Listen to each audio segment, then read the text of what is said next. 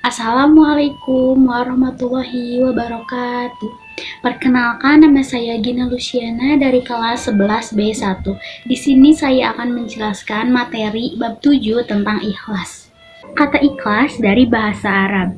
Secara bahasa, ikhlas berarti murni, tidak tercampur, bersih, jernih, mengosongkan, dan membersihkan sesuatu. Ikhlas berarti suci dalam berniat, bersihnya batin dalam beramal, tidak ada pura-pura, lurusnya hati dalam bertindak, jauh dari penyakit ria, serta mengharap ridho Allah semata.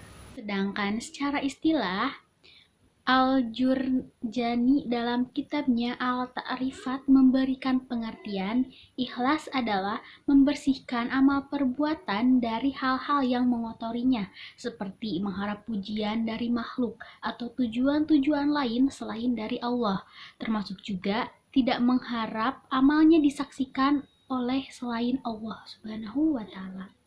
Dengan kata lain, ikhlas adalah sikap yang dilakukan seseorang dalam melaksanakan perintah-perintah Allah Subhanahu wa Ta'ala dan tidak mengharap sesuatu apapun kecuali ridho Allah Subhanahu wa Ta'ala.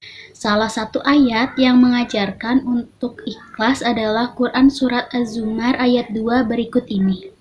A'udzu billahi minasyaitonir rajim. Bismillahirrahmanirrahim.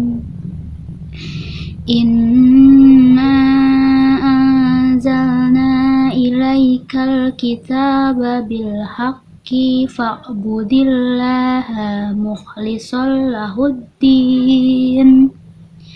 Yang artinya, sesungguhnya kami telah menurunkan kepadamu Muhammad Alkitab, Al-Quran dengan benar, maka sembahlah Allah dengan memurnikan ketaatan ibadah kepadanya.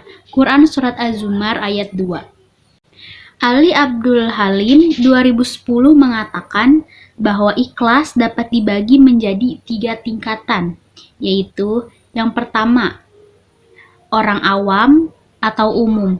Pada tingkatan ini, seseorang beribadah kepada Allah Subhanahu wa Ta'ala, tujuannya mencari dan menghitung keuntungan dunia dan akhirat. Contohnya, seseorang melakukan ibadah sholat atau memberi sodakoh kepada anak yatim dengan tujuan ingin agar badannya sehat, hartanya banyak, mendapat bidadari, dan nanti di akhirat masuk surga. Yang kedua, orang hawas atau khusus. Pada tingkatan ini, seseorang beribadah hanya untuk mencari keuntungan akhirat, bukan lagi terobsesi pada keuntungan dunia. Seseorang pada tingkatan ini beribadah sambil hatinya berharap untuk memperoleh pahala, surga, dan semua yang berorientasi dengan akhirat. Yang ketiga, orang hawasul hawas atau excellent. Seseorang masuk dalam tingkatan ini apabila ia beribadah tidak ada motivasi apapun, kecuali mengharap ridho Allah Subhanahu wa Ta'ala. Ia beribadah setiap hari bukan sebagai kewajiban, tetapi menjadi kebutuhan sebagai seorang hamba. Dengan kata lain, ia beribadah tidak lagi didasari keinginan dunia maupun akhirat, melainkan didasari oleh rasa mahabbah atau cinta dan rindu kepada Allah Subhanahu wa Ta'ala. Sehingga pada tingkatan ini mencapai kenikmatan dalam setiap ibadah yang dikerjakan. Menurutnya ada 3 ciri seseorang yang ikhlas dalam beramal. Yang pertama, tidak lagi mengharap atau menghiraukan pujian dan hinaan orang lain.